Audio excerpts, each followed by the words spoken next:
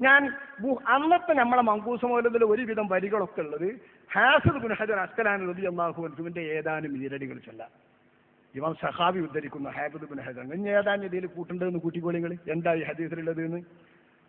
മുഅ്ജിസാത്തിൽ ബാഹിറാത്തി ഫസൽ ബിഹി നതഖൽ ഹസാ വബഹായിമൻ ഖദ് കല്ലമു ഹുഫിളത് ലിമൗലിദിഹി السما واستبشرت فالماردون بشهبها قد رجموا وبه الشياطين رعدت واستيأست كهانها من علم غيب يقدم إيوان كسرا شق ثم تساقطت شرفاته بل كاد رعبا يهدم والماء غال ونار صعبة أخمدت من بعد ما كانت تشب وتظلم هذا وآمنة رأت نارا لها بصرى أضاءت والدياجي تظلم وبليلة الإسراء سرى بجسمه وبليلة الإسراء سرى بجسمه والروح جبريل المطهر يخدم صلى بأملاك السماء والأنبياء وله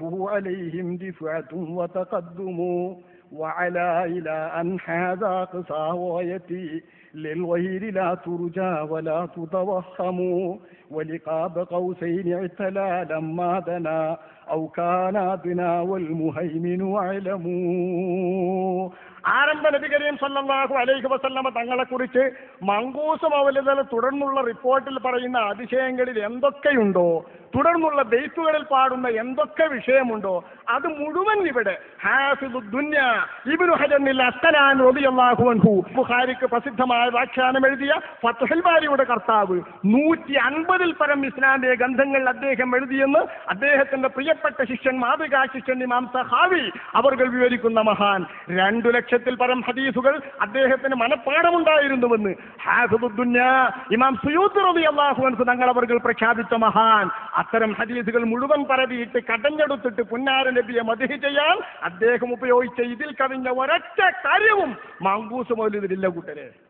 ഇതിലെല്ലാം ഉണ്ട്. ഏത്? കിസ്റാന്റെ കൊട്ടാരം പൊട്ടിയത്, സാവാ തടാകം വരണ്ടത്, കിസ്റായുടെ നാറ് പോലെ കിസ്റായുടെ കൊട്ടാരം പൊട്ടിയത്, അവരുടെ ഗോപുരം പൊളിഞ്ഞത്, താറാതാം പറ്റിയത്, സാവയിലെ തീ കെട്ടത്, പേർഷ്യക്കാരുടെ തീ കെട്ടത്, ആമിന ബീവി സ്വപ്നം കണ്ടത്, പിശാചുക്കളെ ചെങ്കോലെറിഞ്ഞത്, ആകാശത്ത് ബന്ദവസ്തുണ്ടാക്കിയത് മുഴുവൻ ഇതിൽ വിവരിച്ചു. മുഴുവൻ തിരിച്ചിട്ട് നമ്മളെ മാതിരി ഇമാം ഇബ്നു ഹജർ തങ്ങൾ അവർ പോയി നോക്കി. യാ സയ്യിദർ റുസുലില്ലദീ ആയാതുഹു ലാ തൻഖലി അബദൻ വലാ തതഫറമു യാ സയ്യിദി ഖൈറൻ നബി യാ സയ്യിദി ഖൈറൻ നബി എന്ന് നമ്മൾ പറഞ്ഞ ശൈലിയിൽ പുന്നാര നബിയെ മദ്ഹ് ചെയ്തിട്ട് അതിന്റെ ഏറ്റവും നല്ല മാക്സിമം സ്ഥാനത്ത് അതിന്റെ ക്ലൈമാക്സിലെത്തിയപ്പോ നബിയെ വിളിച്ചിട്ട് ഇബ്നു ഹജർ യാ സയ്യിദർ റുസുൽ മുർസലീങ്ങളുടെ നേതാവായിട്ടുള്ള നബിയെ അല്ലദീ ആയാതുഹു ലാ തൻഖലി അബദൻ വലാ തതസറമു അവിടുത്തെ മുഅ്ജിസത്തുകളും ദൃഷ്ടാന്തങ്ങളും മുറിയൂല, തീരൂല. ഇങ്ങനെ തുടർന്ന് ഇന്നും മുഅ്ജിസത്തുകൾ പ്രകടിപ്പിച്ചുകൊണ്ടിരിക്കുന്ന നബിയെ മാദാ യഖൂലുൽ മാദിഹൂന വമദ്ഹുകും ഫളിലം ബിഹി നതഖൽ കിതാബുൽ മുഹ്കമു. അങ്ങേ ഇനി ആർക്കെന്ത് പ്രകീർത്തിക്കാൻ കഴിയും?